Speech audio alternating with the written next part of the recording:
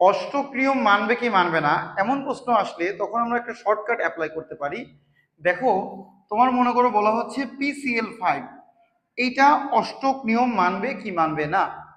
তুমি এই PCl5 এর অষ্টক নিয়ম মানানোর জন্য তুমি যেটা করতে পারো সেটা হচ্ছে তুমি এর সর্বশেষ শক্তি স্তরের ইলেকট্রন সংখ্যা কত, 5, আর ক্লোরিন কয়টা যুক্ত হয়েছে, 5টা যুক্ত হয়েছে, সেটা তুমি হিসাব করে বলতে পারো অষ্টক নিয়ম মানবে কি মানবে না।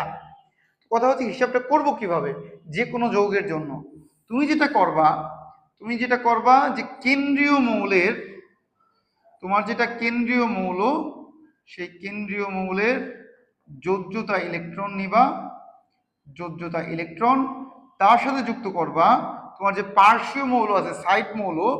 তো পাশের মৌলের বা সারাউন্ডিং অ্যাটম যা বলি, পাশের মৌলের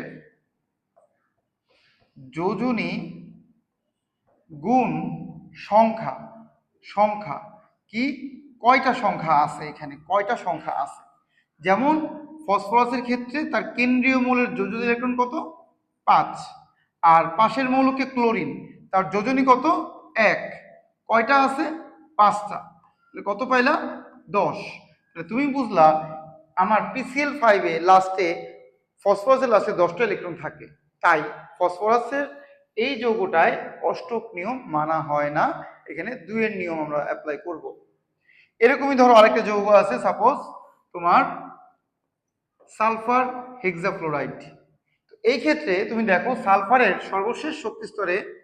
সর্বশেষ শক্তি স্তর কেন্দ্রীয় মৌলে কয়টা লাস্ট ইলেকট্রন, 6টা, আর ফ্লোরিনের যোজনী 1, সংখ্যা কয়টা, 6টা, পাইলা কত, 12।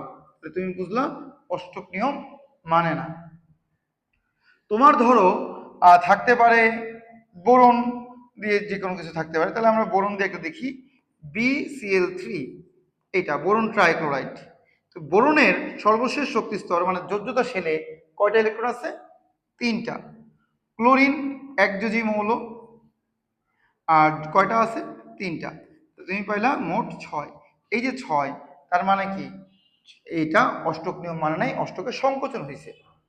যদি বেশি যোজনী সমৃদ্ধ যৌগ আসে, দেখো কার্বন ডাই অক্সাইড, কার্বনের লাস্ট শেলে কয়টা ইলেকট্রন, 4টা। অক্সিজেনের যোজনী কত, 2, কয়টা আছে, 2টা, কত পাইলা, 8। তাহলে তুমি বুঝলে এটা অষ্টক নিয়ম মানছে। এইভাবে তুমি কিন্তু যে কোনো একটা মৌল অষ্টক নিয়ম মানছে কি মানে নাই হিসাবগুলো করতে পারবা।